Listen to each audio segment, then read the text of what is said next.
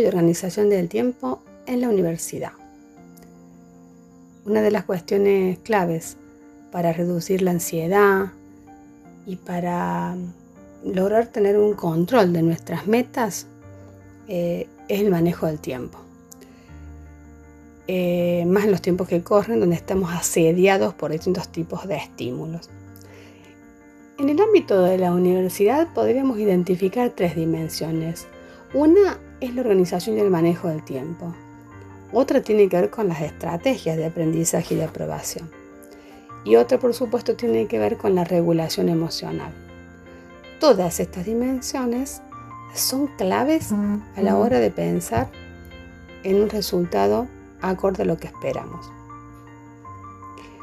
Por otra parte, la universidad nos exige una serie de cuestiones que en otros niveles educativos no son esperables. Uno de ellos es la autogestión. Necesitamos autogestionarnos, es decir, tener una idea clara de lo que necesitamos hacer o de las urgencias que tenemos, tanto como tolerar la frustración o tener una motivación adecuada y sobre todo encontrarle un sentido a todo lo que estudiamos, más allá de integrarse socialmente. Por eso decimos que no es lo mismo estudiar y aprobar, porque no requieren las mismas estrategias. Algunas de estas estrategias que necesitamos son para aprender, pero también necesitamos saber qué es lo fundamental para poder aprobar, es decir, cuáles son los criterios que necesitamos desarrollar para aprobar. En ese sentido, vamos a pensar que lo necesario, lo fundamental y lo más importante es tomar decisiones. Tomar decisiones sobre lo que necesitamos y queremos hacer, sobre lo importante, decidir objetivos, establecer un plan. Y luego de eso, por supuesto, sostener la ejecución. Siempre monitoreando los resultados. Cuando pensamos en tomar decisiones, nos referimos al análisis exhaustivo del plan de estudio, de la situación en la que estoy parado, de mis tiempos y mis dificultades.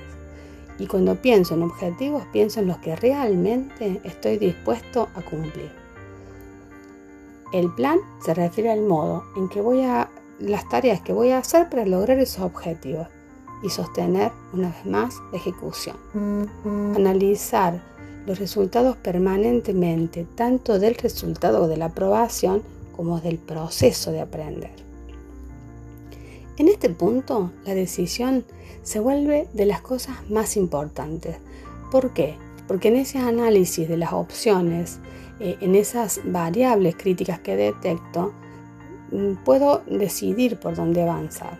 No puedo arrancar ningún plan sin tomar decisiones respecto del sentido de mis decisiones. Por eso es importante pensar siempre en las prioridades. Las prioridades no son cosas para siempre. Las prioridades están siempre en permanente cambio. Hoy puedo tener unas, mañana puedo tener otras. Es importante cada vez que empezamos un cuatrimestre o iniciamos un ciclo, repensar estas prioridades hoy en mi vida. ¿Cuáles son las prioridades y qué orden ocupan en mi vida?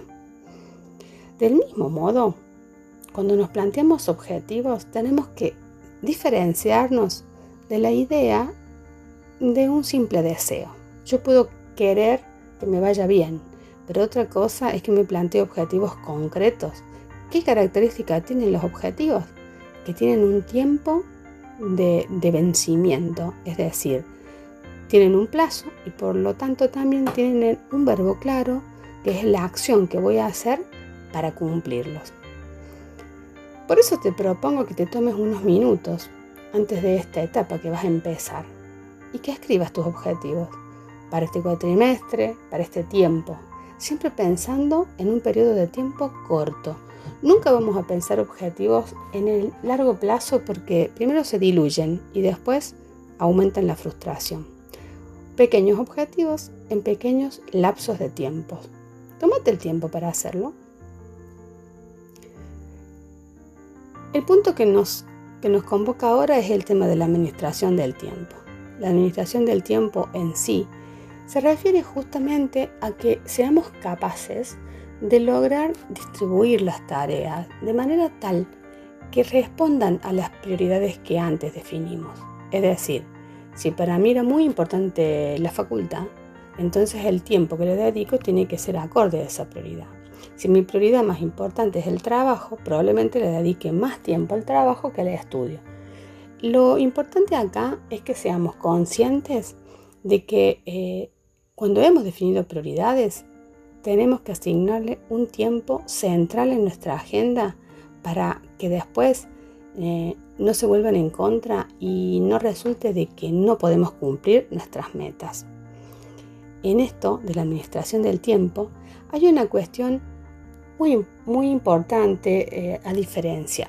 Quiere decir, en nuestra vida todo el tiempo se está solapando lo que es importante de lo que es urgente. Más te digo, generalmente nos manejamos por cuestiones urgentes. Si dejamos que la agenda esté manejada por lo urgente, probablemente se nos escapen de la mano las cosas importantes.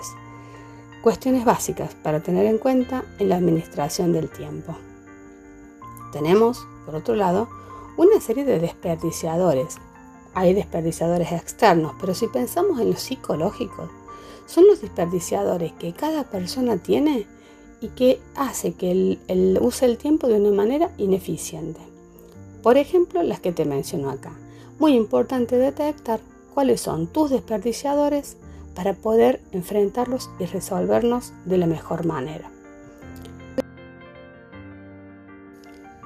Para hablar de estrategias, vamos a hablar de lo que sería el modo en que enfrentamos los desafíos respecto del aprender y respecto del aprobar. Hablar de estrategias es mucho más que hablar de técnicas de estudio, implica una posición, una manera de gestionar las necesidades del hacer. Entre otras cosas, tenemos que pensar que las estrategias implican entrenar la atención. La atención es una función del cerebro que se entrena.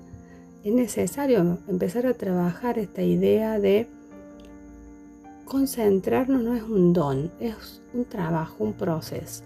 La atención implica que nuestro cerebro elige prestarle atención a una cosa por sobre las otras y sostener esa concentración a lo largo de un tiempo, digamos, más o menos corto.